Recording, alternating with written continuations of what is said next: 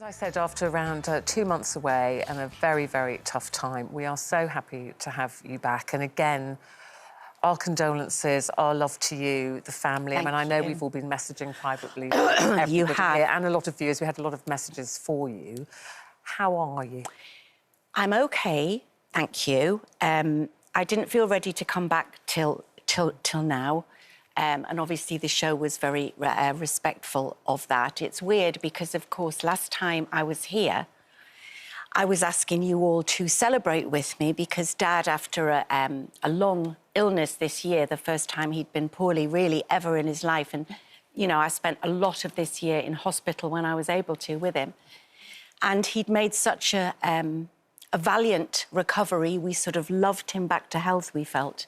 And then he got what started as a temperature. He had some paracetamol and it went down, and we thought, you know, you don't get overly panicky about something like that. And unfortunately, he had to go into hospital. He was furious that he had to go back in. Because he'd only just come out. Well, and we kept saying, Dad, you know, you've got to, it's only for a few days. I'm not staying in here when the Ryder Cup's on and all this sort of thing. And unfortunately, it wasn't just 2 or 3 days. He had pulmonary fibrosis, which he had lived with, and hadn't really caused him that much of a problem.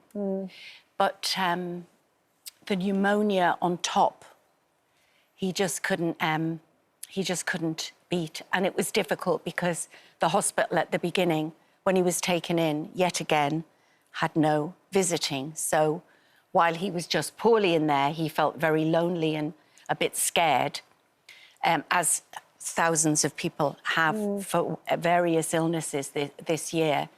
But then when we knew that he wasn't going to make it, the staff on this Ward 6 at Durham were incredible in letting us as a family, because we were all with him when when he went. And I think that Dad didn't know he was going. With the palliative care team came to talk to Debbie and I, and they said, you know, we would like, do you think your dad is compos mentis enough to understand that he's not going to recover? And we said, whether he is or not, because he had, with the lack of oxygen, his mental capacity had declined, and he was sort of in and out of lucidity at that point. He knew that we were there. He thought Lincoln was upstairs waiting in a car for him, you know, to come. And indeed, Lincoln spent 12 hours in the car park because that's where my dad thought that he was waiting for it. So it's been very, very tough. My sister and I have been a strength for each other. The kids are all, you know, they thought Dad was going to come back because they'd seen him almost come back from the dead, as it were, earlier this year, so they didn't believe it till it happened. Sometimes as well, Denise, you're shocked. Even you know it's happened. Sometimes we think we're prepared. I thought I was prepared for it with my dad with Alzheimer's. And then you're not, and then you can't believe it. They can't believe it. And I just, you know, and I just started to think, did we protect him enough from the... And, you know, Lincoln said to me, your dad, when he came out of hospital, was going to live as your dad. He wanted to get back and throw himself back into life. And, you know, it was... I suppose I take gratitude from the fact that Dad thought he was coming out for the Ryder Cup. And by that time, as I say, he wasn't really quite aware, and that we were able to be with him. And you protected him from knowing. Protected him from knowing. It wasn't something that Dad would have ever wanted to know, or indeed would have admitted. But it's we've, you know. Is it a comfort you were with him? Because I didn't get to my dad in time, and I sometimes wish I had been there. Ruth, honestly, the amount of people who have been so gracious in sending their love to me and the family, who weren't able to be with their loved ones, particularly this last 2 years. And so I feel that both my mum and my dad, when they went with their family around them, and I'm very grateful for that, because so many people didn't get, you know, didn't get to have that. And we had the most... When he died, Matthew said, we have to give Grandpa the send-off we have to give him a party that he would be furious at not being at. Oh, that's a lovely way to put it, isn't it? That's exactly what we did. He would have been so peed off that he wasn't there. And we had... Dad was very known, as you girls know, for his opposites, you know, the sort of Colour. So all the guys who carried his pink glitter coffin, we had it wrapped specially. And it was a pink glitter coffin. Fabulous. And everybody came in crazy suits and colour and sparkles. And we had our friend Louis Hoover, who does a brilliant Frank Sinatra show. Dad loved Frank Sinatra, so we had Louis singing.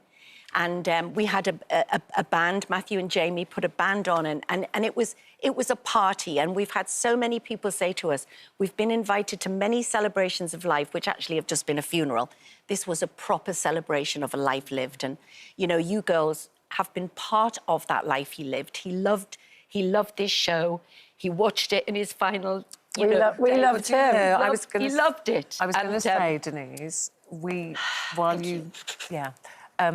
he was part of Loose Women and we did all love him. And so to hope this doesn't upset you, I hope it makes you smile. He'd be furious if he wasn't celebrating. Well, yeah, Vin, this is for you. These are your Loose Women best bits. Oh. You know what? I know you're going to miss him so much. So much. But what a life he led and how lucky you were to have him I was in your lucky to life. have him for 63 years, my sister for 60 years. You know, Lincoln loved him like a dad, you know, but we're very lucky that we are from such a close family and that we have such lovely friends. So thank you for that tribute to the producers, because it really means a lot. Thank you. Can we also talk about that whilst this was all happening to you and with your dad, and then you got ill as well? So that's another reason we haven't seen you. What did the Queen say? The annus horribilis. It really has, yeah. Well, my sister and I spent 5 days and nights in the respiratory ward with Dad, so I got poorly as a result of whatever I caught in there. My sister miraculously didn't, incredibly.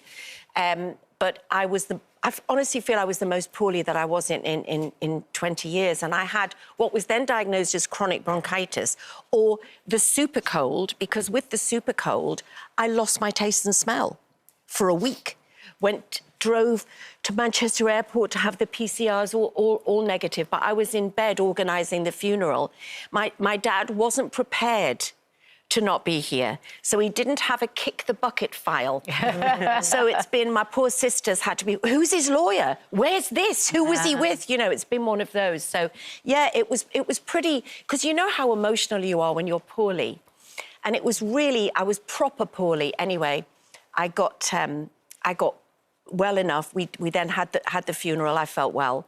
And then we had this stalker scenario, which you may have seen in the papers, which I will talk about when it's sort of all done, but all I can say is that it's pretty horrendous, and I'm really glad that now stalking is being taken very seriously, and we have this amazing harm reduction unit in Cheshire, but at the minute it's a postcode lottery, so we've had a lot of support, but it was still hard to go through. And then miraculously, not miraculously, I went to work thinking I was having a recurrence of this bronchitis, said I couldn't taste my coffee, and COVID marshal alert, taken off set, tested, negative lateral flow and positive PCR. So then I got COVID. So then I'm well. I'm well again now. It's left me with a bit of vertigo, which I think you said that was that Eamon had, and so yeah, it's been a pretty pooey time. Oh, really? Well, but lots of people have had a pooey time. But it's been tough. But in everything you find gratitude for something. I'm trying to, even though this has been possibly one of the worst years of my life, I haven't had an episode of clinical depression since 2019. Oh, so it just goes to show that sadness and grief are not related, are very, very... Well, listen, we know it's been a tough old time for you, and we're really glad you're back in the Thank you. fold. And I love you girls, and I'm very grateful. And we love Vin as well, and may rest in... Well, it won't be peace, will it? It won't be peace. No, it won't be. It won't. No worries. You know, it'll all be going on. We're dancing. And if there isn't up there, my mother will have gone, oh, God, I wondered when he arrived.